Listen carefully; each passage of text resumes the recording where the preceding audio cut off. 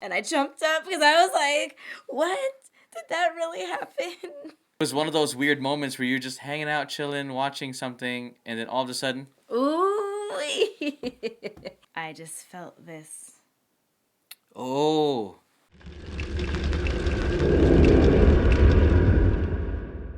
Welcome, ladies and gentlemen, to another episode of Culture X Culture.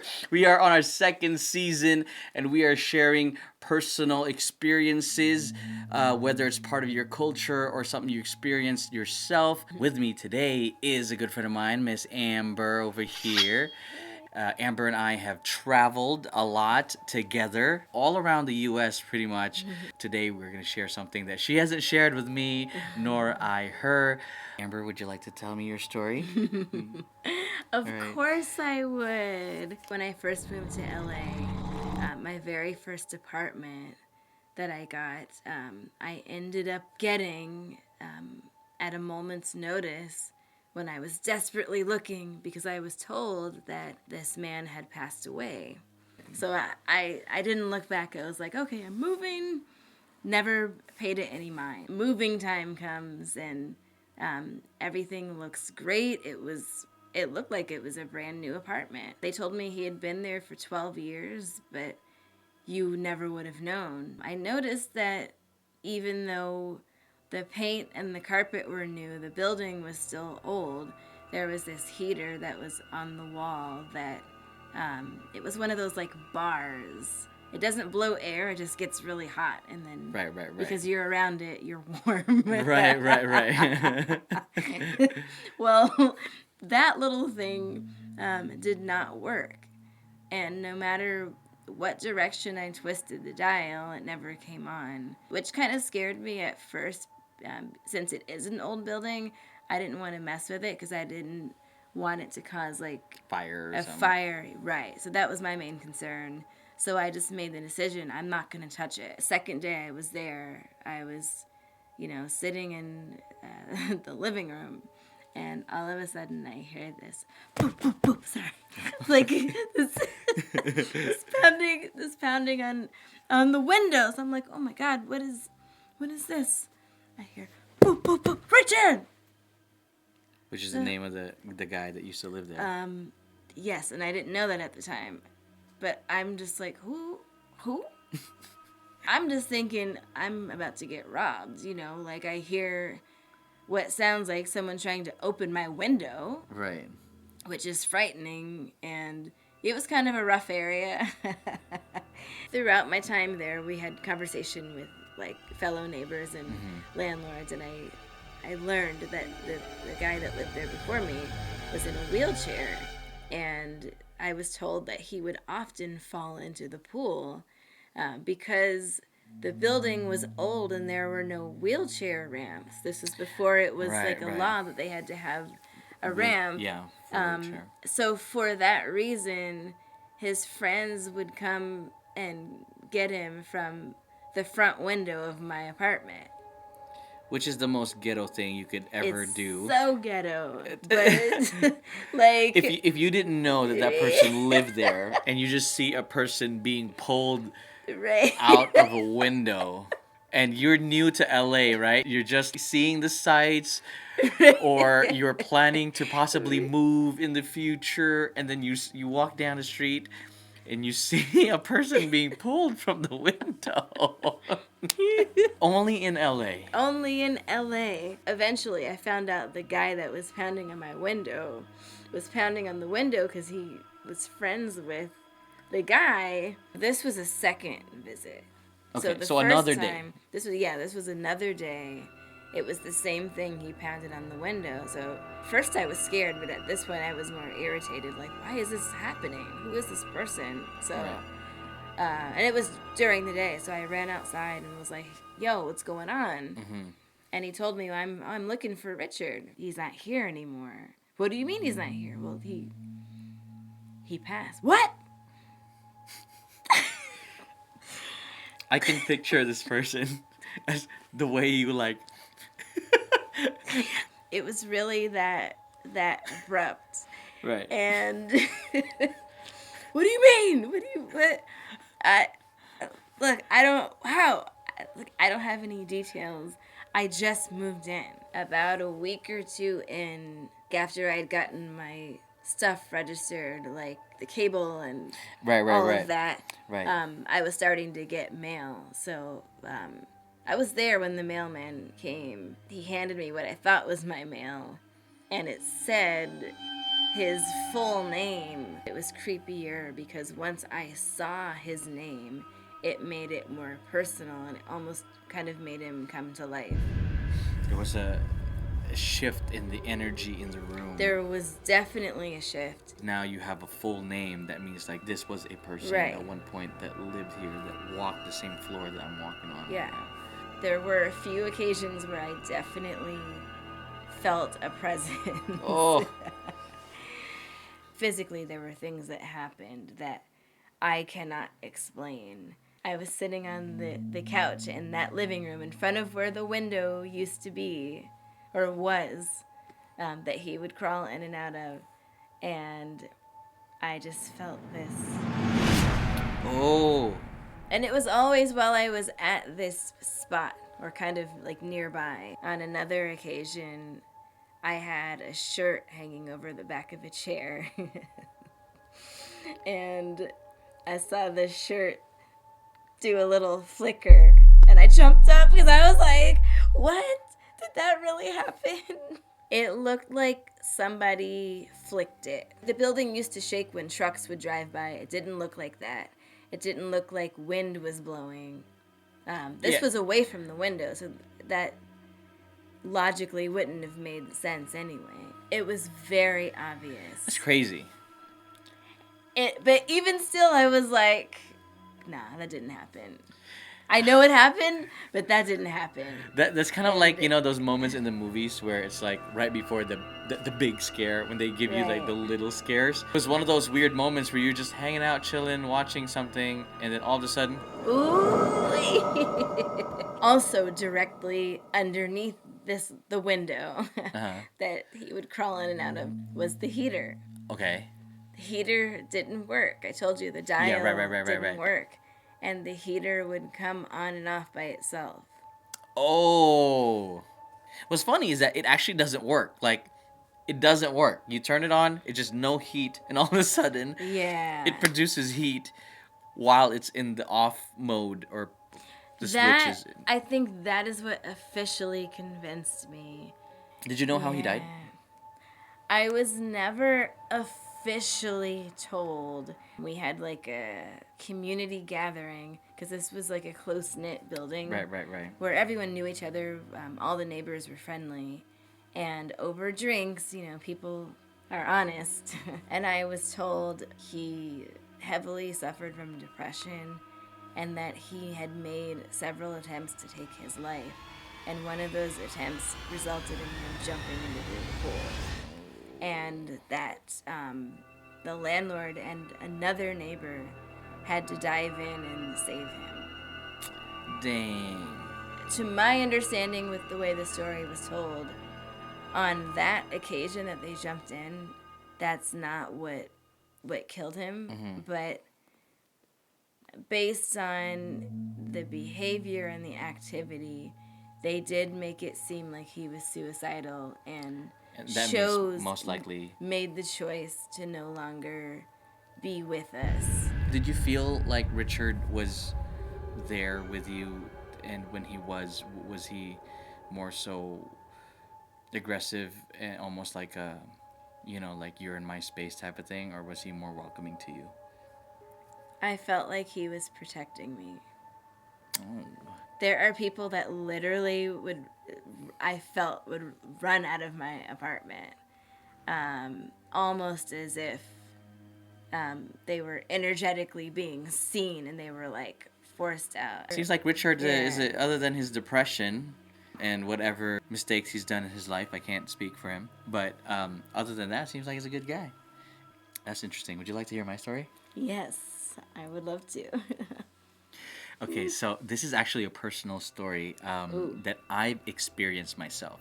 Well, I can't really say I experienced it, but I was there. So this happened in the Philippines. Okay, there is this area that's called Negros. It's a very beautiful area. It's like a lot of islands and stuff like that. The Philippines in itself is like multiple islands grouped together, and that makes up the whole country. But this area has a lot of islands around it, and so it's common for people when they visit to like tour to visit all these islands. So you rent out a boat, or you pay somebody who has a boat, and then they'll take you to all these different islands. It's very cheap. One of the first things that was told to us by the person who owned the boat. And mind you, this is not like one of these boats that you see here in the US.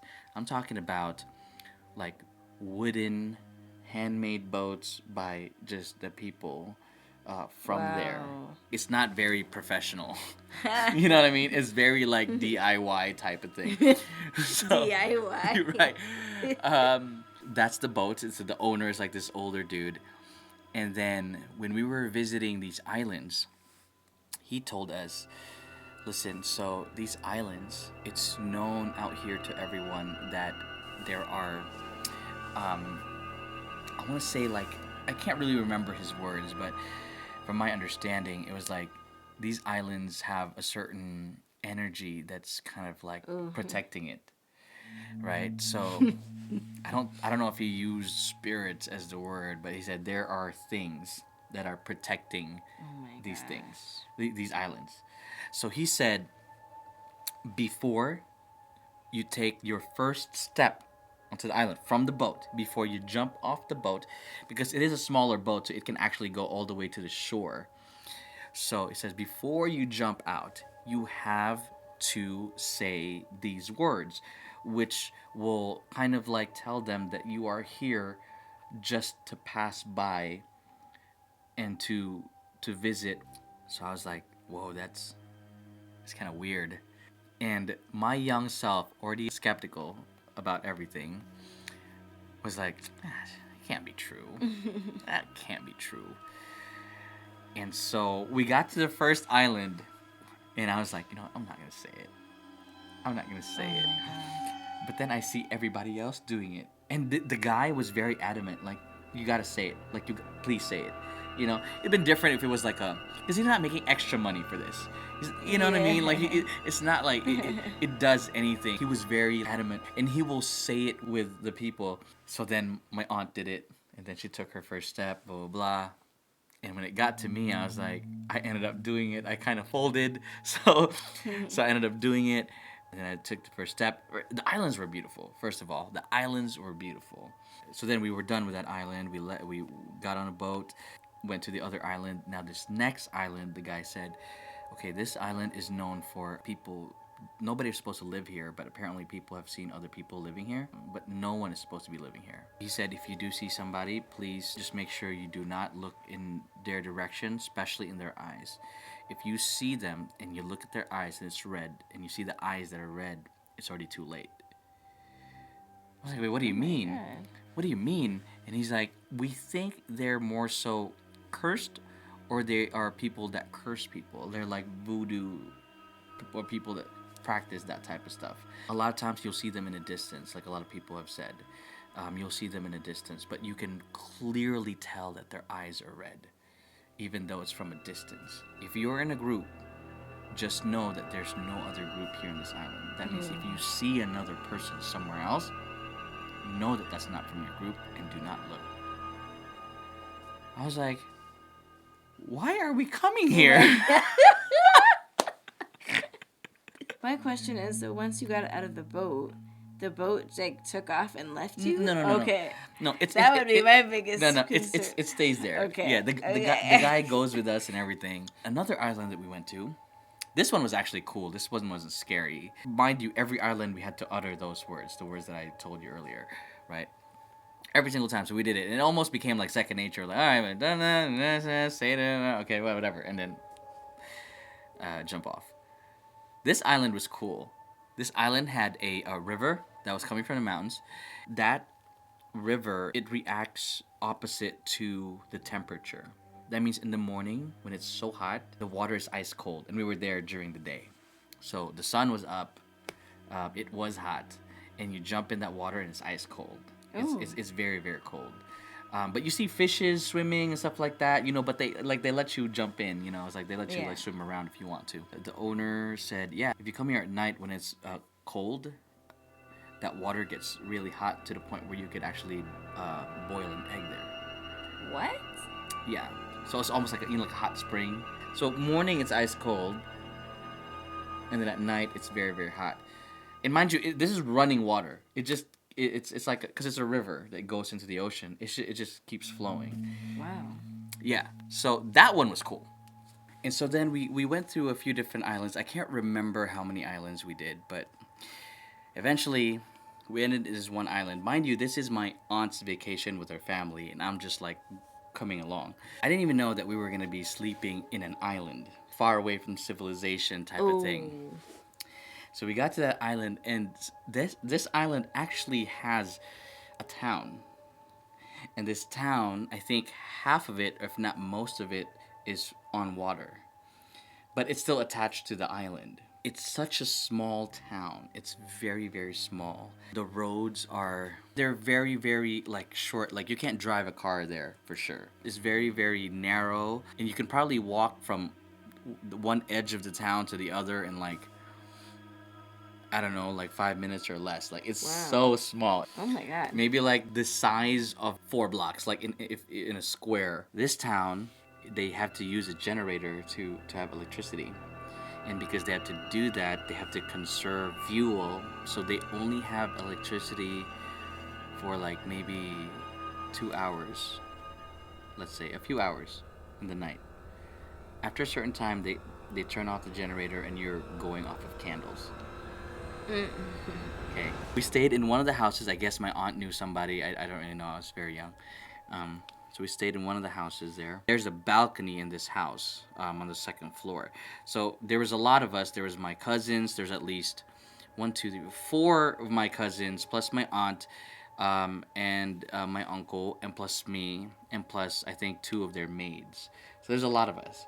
Yeah. So we had to figure out who's gonna sleep where, blah blah blah. Long story short, me and my cousin ended up deciding it's probably gonna be really hot because there's no electricity, blah blah blah. So like let's sleep on the balcony, like on the floor of the balcony. The balcony is very small. It's like very narrow. It's like this, like the share to the end of the carpet. So it's like about 3 meters, right? So it's just enough for somebody to sleep in there, right? Yeah.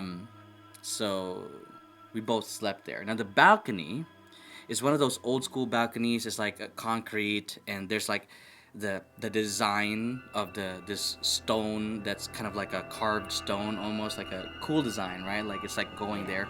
So that's kind of like the bottom half of the balcony, and then there's this is where the balcony stops, right? And then they put metal bars on there so that like so you couldn't jump off if you wanted to. There's like metal bars that's blocking you. And in my head, I was like, why do you have metal bars on a balcony? First of all, who's going to climb up here? You're on the second floor, and you were in a gated area. Right. It's weird to me. Before we went to bed, my aunt was already having a conversation with the owner of the house about like the area.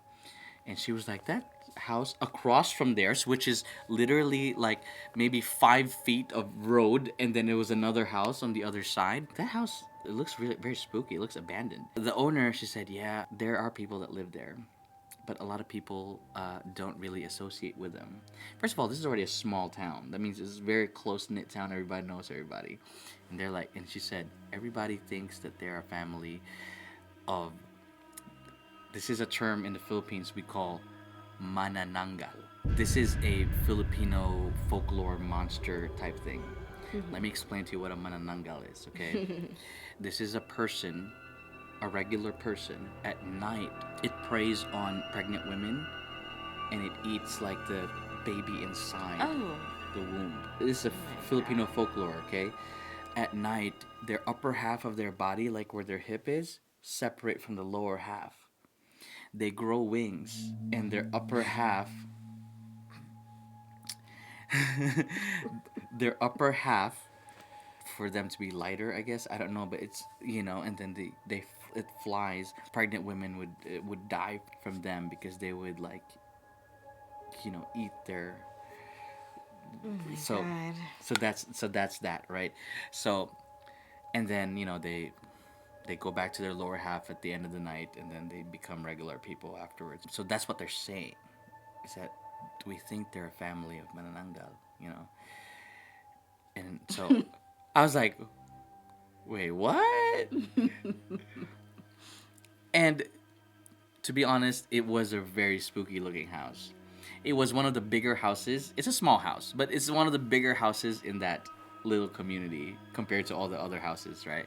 The house has windows made out of wood, so that means it's either fully open or fully closed. It's not glass, so you can't see through it unless it's opened. The whole time we were there, it was never opened. It just remained closed, and we never saw anybody there. So anyway, we went to sleep, and my cousin's still kind of like, we're not scared. You know what I mean? We're not gonna believe in that. So we went to bed. When I go to bed, I knock out. I completely knock out. Then the next day, we were having breakfast, and then my aunt and one of the maids and the owner was talking. I was asleep this whole entire time. This is why I said it's a personal experience, but kind of not really, because I was there, but I was asleep. So my aunt said, does anyone own a carriage or like a horse? She said, no, nobody owns horses here, but you probably heard it last night, did you? My aunt said, yeah, like I heard like hooves like on the ground, and what sounded like a carriage that's being pulled behind it. She goes, we have that. It's very common here. It happens at night. Nobody really knows because nobody owns a horse, nor has anyone seen one. Yet we hear that at night. And when we take a look, we don't see anything. But we hear the sound of like a horse and a carriage passing through. And it just goes from that one side of town and it stops at a certain point before the end. So it's not just me. A lot of people have heard this. She goes, yeah, we've heard that before. It's very common. Also very loud thuds. She goes, yeah, I heard that too. That was the maid then. It's like, yeah, I heard a really loud thud. And my aunt's like, yeah, it was like literally one after another. Like after the horse passed by, it seemed like something very heavy fell from the sky and landed on the ground, like just a loud thud. And then the lady goes, that sound is the reason why we think they're Manananggal. Because no other thing comes from the sky and goes down. Oh my god. And it seems like a heavy body that's coming down. So that's another reason why. And they said those people never associate with us or anybody in town. They just kind of like stick to themselves, which makes it even weirder. I was like, so you let us sleep on the balcony? In my head, I was just like, what? Now it made sense to me why there's bars that they barred their own balconies so that no other flying thing can enter through the balcony. So that happened while I was asleep. Oh. I almost missed one thing. That night, when we got there and we were supposed to stay there, at some point later on in that night, she got all these like weird bumps all over her body. Like it's like thick bumps. It's almost like a map was starting to show up on her body. Where did that come from? The lady in the house was like, you may have not uttered the words correctly. Oh my god. And the fact that she knew herself, I was this close to not saying that stuff because I didn't believe it. But at this point, I was like, wait, so is it actually real? In my head, did she just get bit by a bug or something? But it was crazy, like all the stuff in my aunt's body. Now, the following morning, we talk about all these things that happened, and I'm like, why are you guys still living in this place if all of these things are happening? And then we left, and then that's pretty much it. It's almost like a Scooby-Doo story. You know how like everybody is in on it? Like everybody knows? I always say this in all my videos, when there's more than one person involved. Yep. It just makes it that much scarier because now it's like it's not just somebody making stuff up. And so, would you like to go there? Hell no. It is beautiful in fairness. It's very, very beautiful. No. Oh yeah, did you like my story? I did, but I will not be visiting there anytime soon. Well, other parts of the Philippines are better without that, without all of those. Send me a postcard. I'm good. All right, well, thank you, Amber, for sharing stories with me. And thank you if you made it this far in the video. Thank you so much for watching, and I hope you guys enjoyed. Like, share, subscribe. All the links will be down below. Thank you guys so much. Let's share some more stories. So we'll see you guys in the next one. Peace. Bye.